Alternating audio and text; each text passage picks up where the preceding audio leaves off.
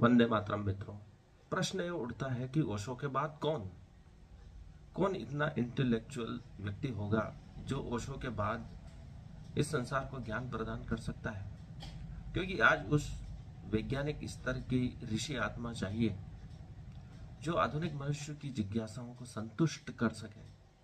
ओशो में वह क्षमता थी, पूरे विश्व का धर्मशास्त्रों का अध्ययन उन्होंने किया था और एक वैज्ञानिक सोच भी रखते थे।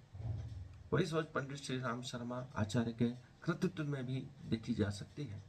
विज्ञान और आध्यात्म के मिलन के लिए उन्होंने अखंड ज्योति नामक पत्रिका का प्रकाशन प्रारंभ किया, जो आज भी निरंतर जारी है। लेकिन आज जो व्यक्ति उपलब्ध है वह कौन इस परंपरा को आगे बढ़ा सकता है?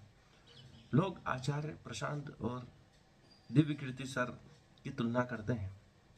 दोनों में से कौन हो सकता है जो भारतीय ज्ञान परंपरा को आगे बढ़ा सकता है? क्योंकि भारतीय ज्ञान परंपरा इतनी वृहद, विस्तृत और सनातन परंपरा से लाखों वर्ष युक्त वैज्ञानिक बताने लगे हैं। क्योंकि वेदों को समझना ही इतना कठिन है कि उसकी कई टीका और व्याख्याएं हो चुकी है। गीता पर ही कई टीकाएं लिखी जा चुकी हैं। वेद, पुराण, उपनिषद ऐसे कई धर्मशास्त्र हैं जिनकी व्याख्या की जाना आज भी नितांत आवश्यक है।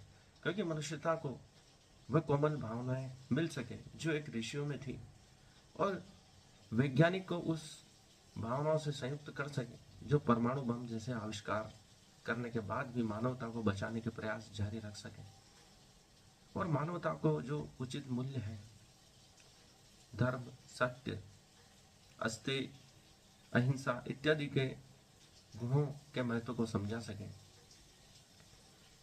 तो वह बुद्धि विकास देवी कीर्ति में दिखती है। क्योंकि उनमें वह श्रेष्ठ भावनाएं हैं और उस साहित्य को, ज्ञान को, धर्म को समझने की जिज्ञासा और एक वैज्ञानिक अभिरुचि है और उनके आंखों में वो चमक है जो कभी ओशो में दिखाई देती थी।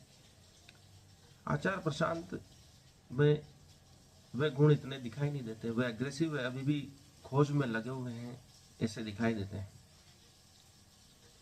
यह ठीक है कि मनुष्य को निरंतर खोज में लगा रहना चाहिए, लेकिन उनके शरीर, अंग, हाव भाव से एक उद्विग्नता नजर आती है जो विकास देवी कीर्ति में कहीं नजर नहीं आती। एक शांत भाव जो ओशो में था, एक गहन शांति जो उनके बोलने में थी, वही भाव विकास देवी कीर्ति सर में दिखाई देती है।